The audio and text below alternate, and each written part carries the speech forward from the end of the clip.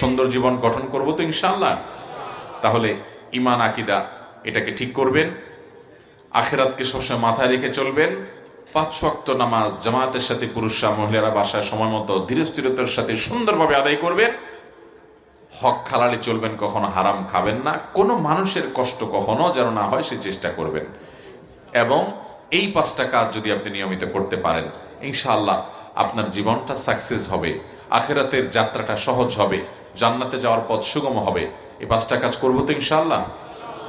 ঈমান আকীদাকে বিশুদ্ধ করা, শিরক থেকে নিজেকে পরিচ্ছন্ন করা, আল্লাহর প্রতি বিশ্বাস আস্থা, আল্লাহকে মাবুদ হিসাবে একচ্ছত্র একক মাবুদ হিসাবে গ্রহণ করা, তাওহীদ এই বিশ্বাসটি নিজের ভিতরে ধারণ করা, সেই সাথে 5 ওয়াক্ত নামাজ সুন্দরভাবে সময় মতো জীবন গেলেও ছাড়বো না সেই মর্মে প্রতিজ্ঞা করে আদায় করা, এবং হালাল উপার্জন করা। হালাল উপার্জন এটা এখন বড় কঠিন হয়ে গেছে ভাইরা আমার। নামাজ কালাম পড়তে রাজি আছি, দাড়ি রাখতে রাজি আছি, টুপি রাখতে রাজি আছি, সব ঠিক আছে, কিন্তু 2 নম্বর কামাই ছাড়বো না।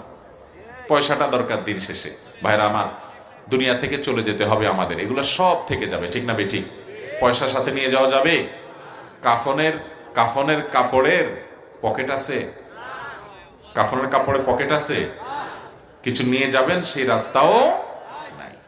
তাহলে অবৈধ উপার্জন করবেন কাদের জন্য? ছেলে মেয়ের জন্য, বউয়ের জন্য, ফ্যামিলির জন্য, তাই না?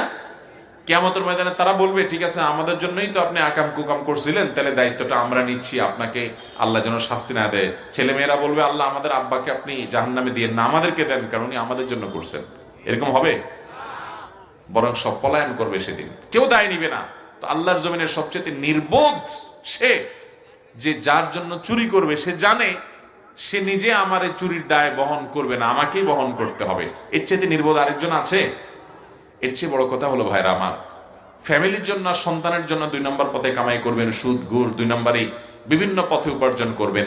ভালো করে শুনে রাখেন, এই ফ্যামিলি আপনার সন্তানকে টাকা দিয়ে আপনি কখনো ধনী বানাতে পারবেন?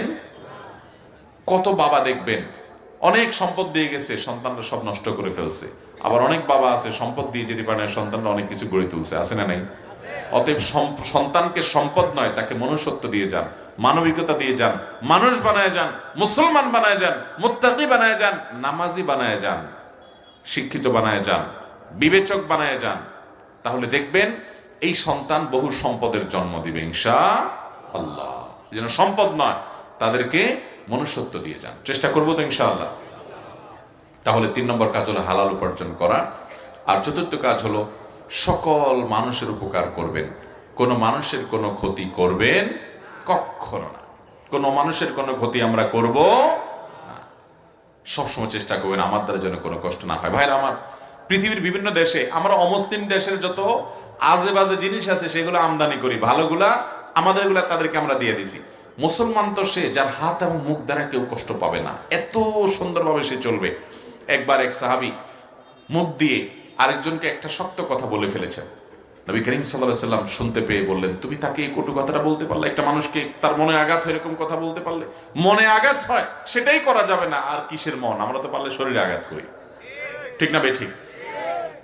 ওই সাহাবীর মধ্যে যখন অনুভূতি ফিরে আসলো, তিনি চোখের ফানি ফেলে দিলেন এবং যার সাথে এই আচরণটা হয়ে গেছে তার কাছে মাপ চেয়ে বললেন, ভাই তোমার যা ইচ্ছা তা করে আমাকে শাস্তি দাও, কিয়ামতের ময়দানে এর জন্য যেন বিচার মুখোমুখি না হয়, দুনিয়াতে তুমি মামলা নিষ্পত্তি করো আমাকে। এর নাম মুসলমান, যে মুসলমান কখনো কারোর কষ্টের কারণ হবে। অতএব আমরা এভাবে যদি নিজেদের জীবনকে গড়তে পারি ইনশাআল্লাহ দেখবেন যে দিন শেষে আল্লাহ তাআলা আমাদেরকে একটা ভালো জীবন গঠন করার তৌফিক দিয়েছেন। আপনি এলাকা থেকে চলে যাবেন, এলাকার প্রতিটা মানুষ মিস করবে। দুনিয়া থেকে চলে যাবেন, সবাই চোখের পানি ফেলবে, ইস উনি মানুষ ছিলেন। আল্লাহ আমাদেরকে সেরকম জীবন গঠন করার তৌফিক দান করুন, চেষ্টা করবো তো ইনশাআল্লাহ।